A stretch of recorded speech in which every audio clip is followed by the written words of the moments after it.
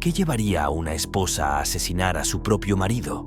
Fui testigo de cómo Travis era atacado por otros 2 individuos.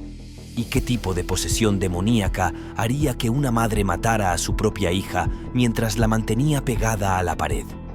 Descubra los escalofriantes motivos que se esconden detrás de los asesinatos conyugales y las fuerzas aterradoras que llevan a las madres a cometer actos impensables. Digo felizmente que la cadena perpetua. Si tuvieras familia, la aceptarías. Únase a nosotros mientras exploramos la respuesta de la justicia a las mujeres que rompen las normas sociales. Prepárese para revelaciones impactantes. Número 1. El caso del asesinato de Diana Lovejoy. Conmovió a la nación con su escalofriante historia de traición, engaño y desesperación.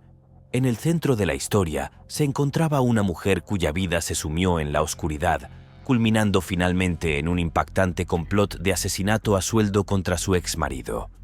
La historia de Lovejoy comenzó de manera bastante inocente, una historia de romance y matrimonio que se agrió con el tiempo.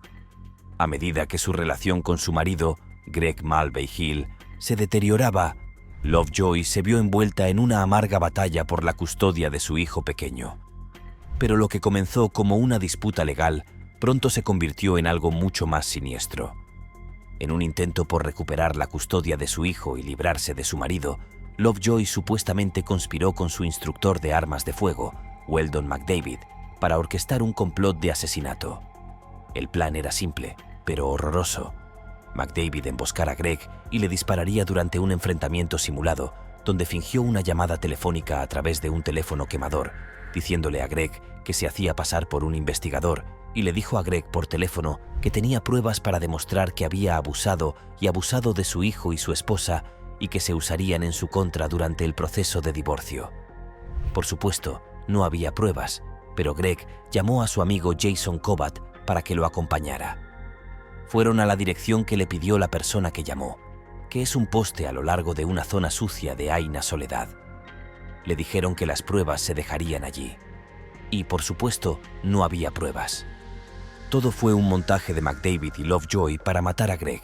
Lovejoy y McDavid fueron detenidos y acusados de intento de asesinato, conspiración para cometer asesinato y agresión con arma letal. A lo largo del juicio, Lovejoy mantuvo su inocencia y se presentó como una víctima de las circunstancias, atrapada en una red de mentiras urdida por su cómplice.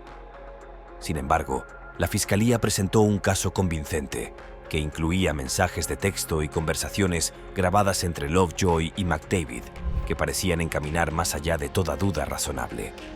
Cuando el juicio llegó a su clímax, todas las miradas estaban puestas en Lovejoy. Se desmayó y la llevaron de urgencia al hospital. Bueno, eso no redujo su sentencia de 25 años a cadena perpetua, y para su cómplice, McDavid, recibió una sentencia de entre 26 años y cadena perpetua. Para Lovejoy, el veredicto marcó el final de un capítulo y el comienzo de otro, aunque uno marcado por el encarcelamiento y la vergüenza. Mientras la llevaban esposada para comenzar su sentencia en prisión, dejó tras de sí un reguero de preguntas sin respuesta y vidas destrozadas. ¿Qué impulsó a una esposa y madre que alguna vez fue amorosa a conspirar para cometer un acto tan atroz? ¿Fue la desesperación de una mujer llevada al límite o algo más oscuro que acechaba bajo la superficie? Es posible que estas preguntas nunca reciban una respuesta completa. Pérdidas en las profundidades de la atribulada psique de Lovejoy. Al final, la historia de Diana Lovejoy sirve como advertencia, un recordatorio del poder destructivo de las emociones desenfrenadas y las consecuencias de ceder a la desesperación. Número 2. Michelle Blair. ¿Qué llevaría a una madre a asesinar a sus propios hijos? Michelle se hizo famosa por el horrible abuso y asesinato de sus 2 hijos pequeños en Detroit, Michigan. El caso de Blair conmocionó a la nación y desató una indignación generalizada.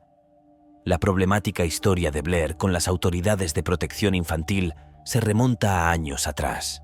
Antes de los asesinatos, tenía un largo historial con el sistema de protección infantil de Michigan, con denuncias de negligencia y abusos que involucraron a sus hijos. A pesar de múltiples investigaciones e intervenciones de las autoridades, los abusos continuaron sin control. En marzo de 2015, los cuerpos de los 2 hijos de Blair, Stoney Ann Blair, de 13 años, y Stephen Gage Barry, de 9, fueron descubiertos en un congelador en su casa. Las autopsias revelaron que ambos niños habían sufrido múltiples lesiones, incluidos traumatismos por objetos contundentes y quemaduras, lo que indicaba abusos y torturas prolongados. El arresto de Blair conmocionó a la comunidad y suscitó preguntas sobre cómo podían ocurrir tales atrocidades bajo la vigilancia de las agencias de bienestar infantil. Se reveló que Blair había aislado a sus hijos del mundo exterior y los había educado en casa para ocultar el abuso que sufrían. Durante el juicio, Blair mostró poco remordimiento por sus acciones y afirmó que había matado a sus hijos porque estaban poseídos por demonios. Aunque no había pruebas que respaldaran sus afirmaciones, en 2015 Michelle Blair fue declarada culpable de 2 cargos de asesinato en primer grado y condenada a cadena perpetua sin posibilidad de libertad condicional. Su caso llamó la atención sobre las deficiencias del sistema de bienestar infantil y la importancia de la intervención temprana en casos de abuso infantil. Las trágicas muertes de Stoney Ann Blair y Stephen Gage Barry sirven como un recordatorio aleccionador de las consecuencias del abuso sin control y la necesidad de una mayor vigilancia para proteger a los niños vulnerables de cualquier daño. Aunque Michelle Blair pasará el resto de su vida tras las rejas, el recuerdo de sus crímenes atroces sigue vivo como una historia con moraleja sobre las profundidades más oscuras de la depravación humana. Número 3. Elizabeth Scalona. En septiembre de 2011, Scalona fue arrestada después de que su hija de 2 años, Jocelyn Cedillo, fuera encontrada con heridas graves en su casa de Dallas, Texas. Cedillo había sufrido múltiples lesiones, incluyendo daño cerebral, una costilla fracturada y numerosos cortes y moretones como resultado del abuso de Scalona. Ahora, durante el juicio, se reveló que Scalona había atacado a su hija en un ataque de ira, utilizando pegamento instantáneo para sellar los ojos de la niña y golpeándola brutalmente con un cinturón y pegándole las manos a la pared. El abuso dejó a Cedillo en coma durante varios días y con discapacidades permanentes. Scalona se declaró culpable de un delito grave por lesiones a un menor y fue sentenciada a 99 años de prisión, una de las sentencias más severas jamás dictadas por abuso infantil en Texas. Scalona no mostró ninguna reacción ante el veredicto y fue llevada esposada. El juez que presidía el caso describió el abuso como pura maldad y expresó su esperanza de que Scalona pasará el resto de su vida tras las rejas. El caso de Elizabeth Scalona sirvió como un triste recordatorio de los horrores del abuso infantil y las devastadoras consecuencias de la negligencia y la violencia parental. Impulsó llamados a una mayor concienciación e intervención para proteger a los niños vulnerables de daños y garantizar que los perpetradores de abusos rindan cuentas por sus acciones. Número 4. Sandra Lane. En un tribunal de un suburbio de Detroit, se desarrolló un caso trágico cuando Sandra Lane, una abuela de 75 años, fue declarada culpable de asesinato en segundo grado por el asesinato de su nieto de 17 años. El veredicto, que se alcanzó en el primer día completo de deliberaciones del jurado, desestimó la alegación de defensa propia de Lane y también la condenó por usar un arma de fuego durante un delito grave. Ahora se enfrenta a un mínimo de 14 años de prisión. Al escuchar el veredicto, Lane derramó lágrimas en silencio mientras su abogado defensor, Jerome Sabota, la describió como devastadora. Sin embargo, la madre de la víctima, Jennifer Hoffman, se refirió a Lane como un monstruo y expresó su alivio por el hecho de que la encarcelaran, diciendo: mientras Lane era sacada del tribunal, algunos miembros de la familia, incluido su esposo de 87 años, mostraron su apoyo. El incidente ocurrió en mayo del año pasado en la residencia de Lane en West Bloomfield Township. Una acalorada discusión entre Lane y su nieto, Jonathan Hoffman, se intensificó, lo que llevó a Lane a dispararle 10 tiros en un lapso de 6 minutos. 6 de los disparos alcanzaron a Hoffman, lo que le causó la muerte. Aunque Lane nunca negó haber matado a su nieto, sostuvo que actuó por temor a su seguridad después de que él la agrediera. El jurado tenía la opción de considerar cargos de asesinato en primer grado o cargos menores, o podrían haber absuelto a Lane basándose en su argumento de defensa propia. Una prueba fundamental presentada durante el juicio fue una grabación de la llamada desesperada de Hoffman al 911 en la que pedía ayuda mientras se disparaban más tiros. Tras el veredicto, los jurados se negaron a hacer comentarios públicos. Sin embargo, según el fiscal Paul Walton, habían enfatizado la importancia de la llamada al 911 y revelaron que la habían reproducido varias veces durante sus deliberaciones.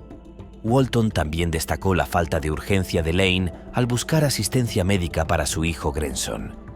Después del tiroteo, Lane había afirmado que le tenía miedo, pero no salió de la casa de inmediato ni llamó a una ambulancia. Walton argumentó que las acciones de Lane contradecían su versión de defensa propia. Señaló que ella nunca denunció la supuesta agresión a la policía y que un examen en el hospital realizado después de su arresto no reveló lesiones, y que Lane incluso habló con cariño de Hoffman con una enfermera. Durante su alegato final, Sabata imploró al jurado que se solidarizara con Lane, una mujer de unos 70 años, y que considerara las difíciles circunstancias a las que se enfrentaba. Sabata instó al jurado a imaginar la adrenalina corriendo por las venas de Lane, afirmando que actuó en un momento de pánico. Al final, el jurado se puso del lado de la acusación. La condena de Lanes por asesinato en segundo grado refleja el rechazo de la demanda de defensa propia. La abuela era realmente un monstruo. ¿Crees que merecía más que la sentencia mínima de 14 años? Número 5. Jodi Arias. El caso de Jodi Arias es una apasionante historia de obsesión, manipulación y violencia que cautivó a audiencias de todo el mundo. Nacida el 9 de julio de 1980 en Salinas, California, Arias saltó a la infamia por su papel en el brutal asesinato de su exnovio, Travis Alexander, en 2008. La relación entre Arias y Alexander fue tumultuosa, marcada por la pasión y la volatilidad. Después de su ruptura, Arias se mudó a Mesa, Arizona, pero siguió manteniendo contacto con Alexander. El 4 de junio de 2008, Alexander fue encontrado muerto en su casa, brutalmente asesinado. Inicialmente, Arias negó cualquier participación en el crimen, alegando que no estaba presente en la escena. Sin embargo, a medida que se acumulaban pruebas en su contra, incluidas pruebas forenses y declaraciones contradictorias, Arias cambió su versión varias veces. Finalmente confesó haber asesinado a Alexander, pero afirmó que fue en defensa propia, alegando que él había abusado de ella tanto física como emocionalmente. A lo largo del juicio, que tuvo una gran repercusión en la prensa, la conducta y el comportamiento de Arias atrajeron la atención generalizada. Desde su estoica compostura en el tribunal hasta sus extrañas entrevistas con los medios, las acciones de Arias solo aumentaron la intriga en torno al caso. El juicio se convirtió en un espectáculo, con millones de personas sintonizaron para ver cómo se desarrollaban los procedimientos. En 2013, después de meses de deliberación, el jurado declaró a Arias culpable de asesinato en primer grado. Sin embargo, no pudieron llegar a una decisión unánime sobre si condenarla a cadena perpetua o a la pena de muerte, lo que dio lugar a un juicio nulo. Se realizó un nuevo juicio para la fase de sentencia, durante el cual el equipo de defensa de Arias intentó retratarla como víctima de un trastorno mental y de una enfermedad. Finalmente, Arias fue condenada a cadena perpetua sin posibilidad de libertad condicional en 2015. Su caso sigue siendo un tema de fascinación para los entusiastas de los crímenes reales y ha provocado debates sobre la naturaleza de la justicia, las complejidades del comportamiento humano y el atractivo de los deseos prohibidos. Mientras Jodi Arias languidece tras las rejas, su historia sirve como un duro recordatorio del poder destructivo de la obsesión y las consecuencias devastadoras de las emociones desenfrenadas. Ya sea vista como una villana o como una víctima, su legado está grabado en los anales de la historia de los crímenes reales, una historia de advertencia sobre el amor que salió mal y la oscuridad que yace dentro de todos nosotros. Número 6. Shanna Hoovers. Una mujer que ganó notoriedad por el asesinato de su novio, Ryan Poston, en 2012. Nacida el 21 de febrero de 1990, Hoovers se crió en Kentucky y asistió a la Universidad de Kentucky. La relación entre Hoovers y Poston fue tumultuosa, con informes de discusiones y tensiones entre la pareja. El 12 de octubre de 2012, Hubers disparó a Poston 6 veces dentro de su condominio en Highland Heights, Kentucky. Más tarde, afirmó que el tiroteo fue un acto de defensa propia y alegó que Poston se había vuelto física y emocionalmente abusivo con ella. Sin embargo, las pruebas presentadas durante el juicio pintaron un panorama diferente.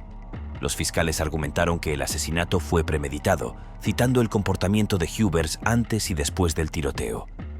Afirmaron que Hubers tenía antecedentes de manipulación y posesividad hacia Poston y que había planeado deliberadamente matarlo después de que su relación se agrió. Durante el juicio, las propias palabras de Hubers resultaron condenatorias, ya que las grabaciones de sus conversaciones con agentes de policía y amigos revelaron declaraciones insensibles e incriminatorias sobre el tiroteo.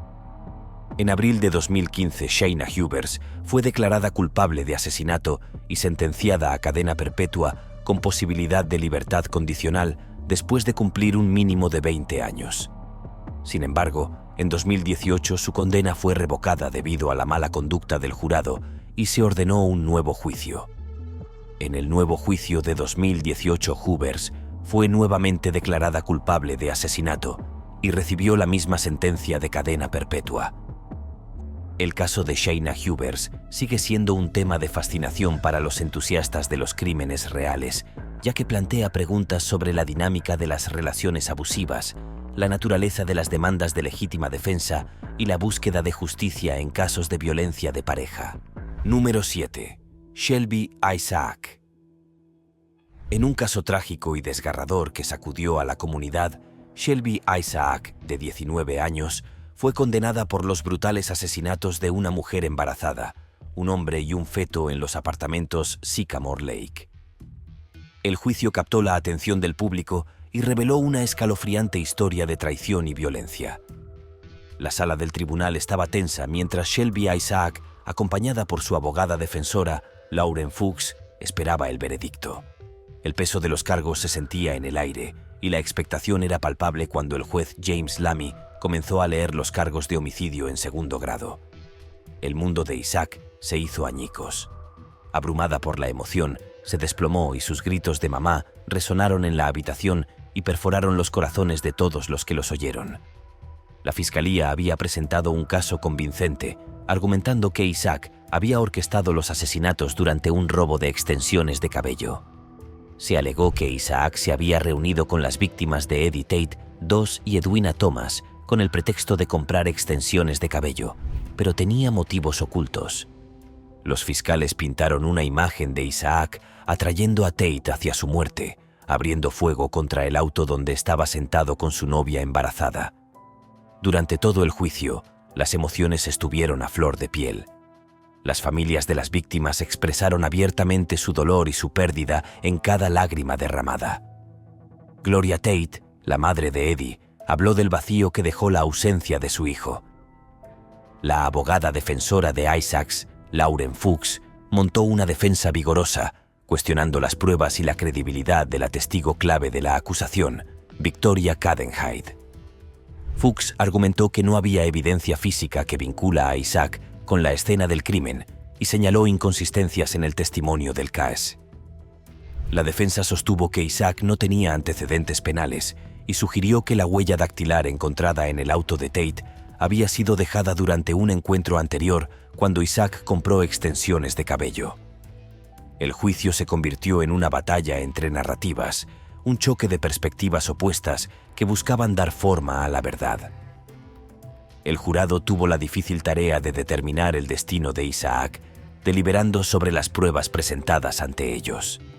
Finalmente, emitieron su veredicto, responsabilizando a Isaac de los asesinatos de los que se le acusaba. El caso de Shelby Isaac sirve como un escalofriante recordatorio de hasta qué profundidades pueden hundirse las acciones humanas. Es una historia de vidas destrozadas, pérdidas irreparables y las devastadoras consecuencias de la codicia y la traición. Número 8. Tatiana Fari. En un caso que conmocionó a la nación, Tatiana Fusari, una madre de Michigan, ha sido condenada a cadena perpetua sin posibilidad de libertad condicional por el asesinato de su hija de 10 meses, Mary Welch. La sala del tribunal estaba llena de tensión cuando el juez del condado de Kent, Paul Denefeld, pronunció el veredicto que marcó el trágico final de una desgarradora historia de abuso, desesperación y pérdida inimaginable. El juicio había captado la atención del público y millones de personas vieron un video que capturaba la reacción inicial de Fusari y su esposo, Seth Welch. Cuando fueron acusados, Welch permaneció en silencio, atónito, con la boca abierta al enterarse de que él también se enfrentaba a una condena de cadena perpetua sin libertad condicional. Mientras Fusari lloraba abiertamente, el video se convirtió en un símbolo inquietante del profundo impacto que este caso tuvo en todos los involucrados. La decisión del jurado se produjo después de la condena de Fusari por cargos de asesinato en primer grado y abuso infantil en primer grado. El tribunal también la condenó a entre 15 y 30 años por el cargo de abuso infantil, que se cumplirán simultáneamente con la cadena perpetua. Durante todo el juicio, el abogado defensor de Fusari, Damian Nunzio, argumentó que su cliente había sido víctima de años de abuso a manos de su marido. Pintó un retrato de una mujer atrapada en un ciclo de violencia y terror, incapaz de protegerse a sí misma o a su hijo. Fusari testificó que Welch la había sometido a abusos físicos y sexuales e incluso intentó practicarle un exorcismo durante el embarazo de su hijo menor. La defensa sostuvo que el abuso había dejado a Fusari mental y emocionalmente destrozada, lo que la había dejado incapaz de cuidar de su hijo adecuadamente. La fiscalía presentó una versión diferente, destacando el informe de la autopsia que reveló que la causa de la muerte de Mary fue la desnutrición y la deshidratación. Los fiscales alegaron que Fusari no había alimentado a la niña durante días, lo que provocó su trágica muerte. A pesar de las afirmaciones de Fusari de haber alimentado y cuidado a Marie, las pruebas pintaron una realidad completamente diferente. Una niña que había sufrido de manera inimaginable a manos de quienes deberían haberla protegido. Las palabras de Denefeld se hicieron eco de los sentimientos de la comunidad que luchaba con las insondables profundidades de negligencia y crueldad que llevaron a este desgarrador desenlace. El caso de Tatiana Fusari sirve como un poderoso recordatorio de las devastadoras consecuencias del abuso y la urgencia de proteger a los más vulnerables entre nosotros. La pérdida de Mary Welch servirá para siempre como un doloroso recordatorio de la urgente necesidad de abordar la violencia doméstica, proteger vidas inocentes y luchar por una sociedad donde ningún niño sufra un destino tan trágico. Número 9. Vonda Starr Smith. Residente de Afton, en un caso desgarrador que se desarrolló en el condado de Greene, Tennessee, ha sido sentenciada a cadena perpetua por su participación en la muerte de una mujer embarazada de 21 años en 2016. Smith fue declarada culpable de asesinato en primer grado por el asesinato de la joven y de asesinato en segundo grado por la muerte de su hijo por nacer. El juez dictó una sentencia de cadena perpetua por el cargo de asesinato en primer grado y un máximo de 25 años por el cargo de asesinato en segundo grado. Los fiscales revelaron que Jessie Morrison, la víctima, murió a causa de un traumatismo contundente y dado que estaba embarazada en ese momento, Smith se enfrentó a un cargo adicional de asesinato por la muerte del feto. El trágico descubrimiento del cuerpo de Morrison el 12 de agosto de 2016 cerca de Judd Neal Loop en Afton. Durante la sentencia, el juez John Duggar Jr. consideró cuidadosamente los factores atenuantes y agravantes presentados por la abogada de Smith, así como los argumentos del Estado. Scott apeló por la sentencia mínima de 15 años por el cargo de asesinato en segundo grado, haciendo hincapié en el limitado historial criminal de Smith, que incluía una condena en 1993 por emitir cheques sin fondos. También destacó su empleo a largo plazo en el mismo trabajo durante 28 años. Varios testigos que conocían a Smith testificaron en su defensa, describiéndola como una buena persona. Pero el juez Duggar tuvo en cuenta varios factores cruciales a la hora de determinar la sentencia de Smith. Señaló la vulnerabilidad de la víctima, un feto debido a su edad y el uso de un arma letal en forma de traumatismo contundente que causó la muerte de Morrison. El juez expresó que Smith había violado la confianza de Morrison al subirse a su auto poco antes del asesinato. Señaló las trágicas consecuencias de que esa confianza se rompiera, diciendo que todos estaban allí juntos y que ella confiaba en estar con usted en lugar de estar con un extraño. En consecuencia, el juez Duggar condenó a Smith a cadena perpetua por asesinato en primer grado e impuso la pena máxima por asesinato en segundo grado. Hizo hincapié en que ella pasaría efectivamente el resto de su vida tras las rejas y sería reconocida como una infame delincuente convicta. En un momento emotivo después de la sentencia, Tammy Morrison, la madre de Jesse, se dirigió al tribunal. Expresó la pérdida irreparable que sentía como madre y compartió el dolor de saber que su hija nunca volvería a ver a su nieto. La sentencia supuso un cierre para el pasado, pero Tammy Morrison reconoció que ninguna justicia podría devolverle a su hija su vida. La muerte de Jesse Morrison sirve como un duro recordatorio de las devastadoras consecuencias de la violencia y la traición. Número 10. Erica Mae Butt y Shanita Latrice. El caso que involucra a Erica Mae Butts y Shanita Latrice Cunningham es trágico y perturbador y se desarrolló en Carolina del Sur en 2011. Erica Mae Butts y Shanita Latrice Cunningham fueron acusadas en relación con la muerte de la hija de 3 años de Butts, Serenity Richardson. Serenity Richardson murió en 2011 a causa de un traumatismo contundente en el abdomen que le provocó una hemorragia interna. Los detalles que surgieron durante la investigación fueron espeluznantes.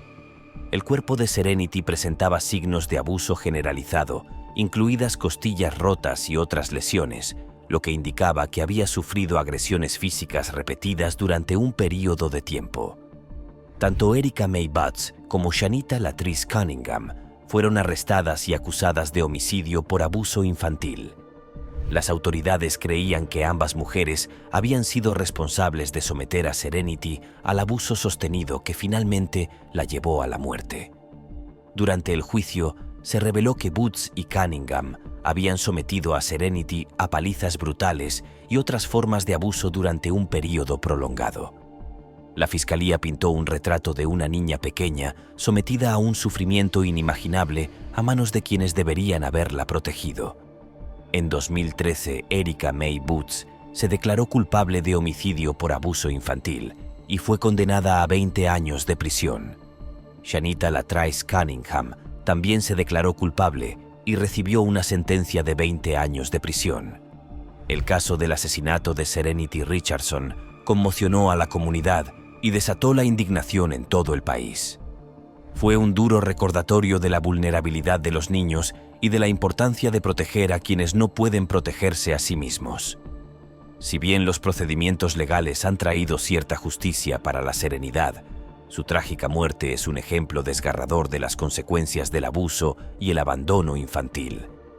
Sirve como un llamado a la acción para que la sociedad esté alerta para proteger a los más vulnerables entre nosotros y para garantizar que quienes dañan a niños inocentes rindan cuentas por sus acciones.